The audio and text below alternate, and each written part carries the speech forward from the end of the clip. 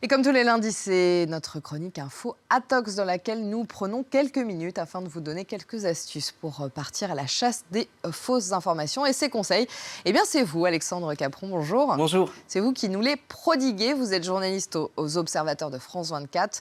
Alors que nous allons aborder, vous avez, je crois, une vidéo venue d'Allemagne à nous montrer pour commencer. Exactement, une vidéo, pas n'importe quelle vidéo, d'ailleurs une vidéo qui a été vue plus de 20 millions de fois en tout sur toutes les plateformes, sur Facebook. J'espère que vous aimez bien les canards, Pauline, parce qu'on va en voir qu'ils sont vraiment très bien éduqués. Regardez. Guck dir das doch mal an. Gott sei Dank steht einfach die Enter.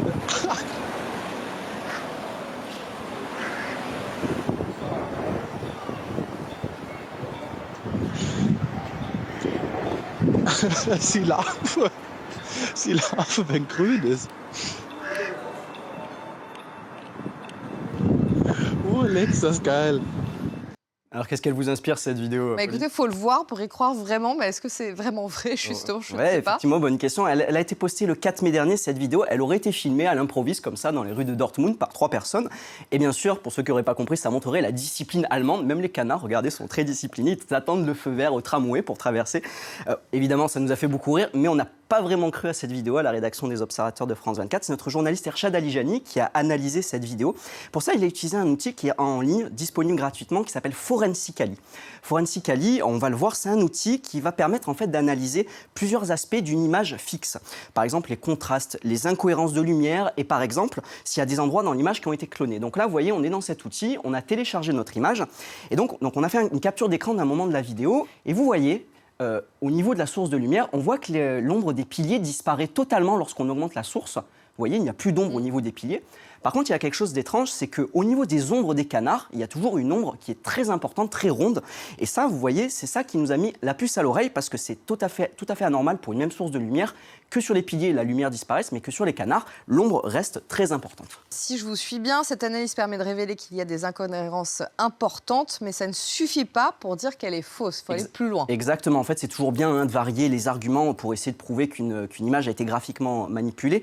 Globalement, l'animation est bien faite, mais regardez, en fait, si on ralentit fortement l'image, on se rend compte qu'à certains moments, les canards, on va le voir très clairement ici, les canards, ils sont comme en lévitation. Ils vont avancer, hop, d'un coup, sans avancer les pattes.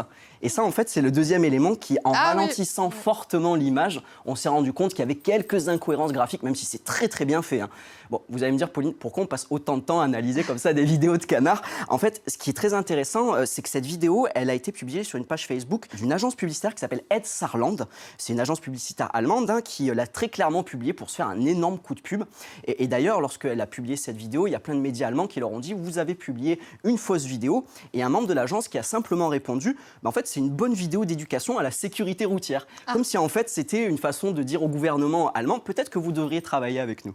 Alors, est-ce que vous envoyez souvent des vidéos comme ça? En fait, ce type de vidéo, c'est très connu, ça s'appelle le hoax marketing. C'est le marketing de canular, si on le traduit en français. C'est en fait, c'est une façon pour une agence de montrer la capacité à faire le buzz sur les réseaux sociaux et du coup d'avoir une couverture médiatique un peu gratuite. Vous avez vu, on a vu le logo. Qui a bien fonctionné cette fois-ci. Voilà, ça a très bien fonctionné. On a vu bien le logo de Ed Saarland. Du coup, on s'est dit, tiens, Ed Saarland, ils savent faire des choses assez intéressantes.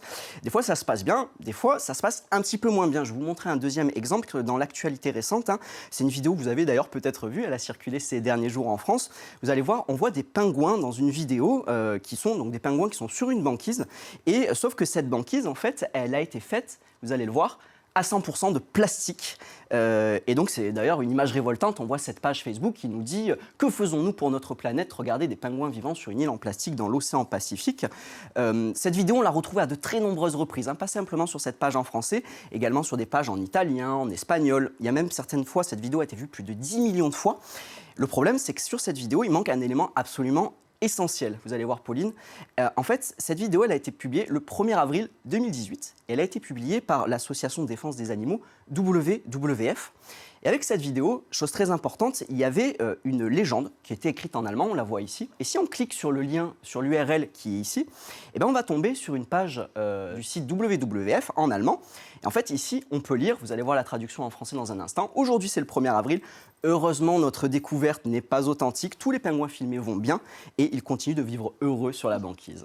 Alors d'accord, on comprend que les plastiques ont été ajoutés finalement graphiquement pour alerter l'opinion publique. Et pour comprendre la supercherie, il fallait cliquer donc sur cette URL. Il fallait cliquer sur le lien et il y a beaucoup de gens qui n'ont pas du tout fait ce travail parce qu'ils ont juste vu la vidéo, ils l'ont partagée.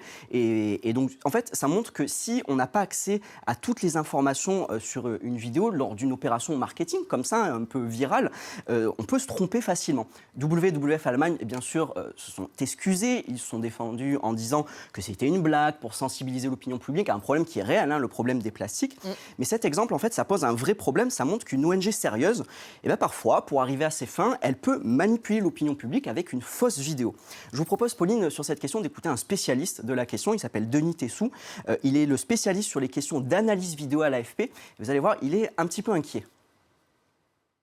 Ce genre de subterfuge pour attirer l'attention, ça risque de se répandre déjà. Dès qu'il va se passer un événement important, les gens vont peut-être penser que ça n'existe pas ou que c'est un montage ou que c'est quelque chose qui n'est pas réel. Et c'est là aussi qu'on a besoin de journalistes pour vérifier parce que le rapport à la source est extrêmement important dans ces cas-là parce qu'on peut prendre sur les réseaux sociaux justement n'importe quelle vidéo pour argent comptant si on n'a pas cette sorte de certification de la source. Denis Tessou a dit le mot essentiel, c'est le rapport à la source. Donc le conseil qu'on peut donner à téléspectateurs pour aujourd'hui, c'est que lorsque vous voyez une vidéo sensationnelle, c'est toujours bien d'essayer de retrouver l'origine d'une vidéo, la source, et en fait de récolter le maximum d'informations avant de partager trop rapidement. Merci beaucoup Alexandre. On a encore appris plein de choses grâce à vous aujourd'hui. Et puis on va toujours continuer à se méfier sur ces images quand elles sont fausses, quand elles sont vraies. Merci.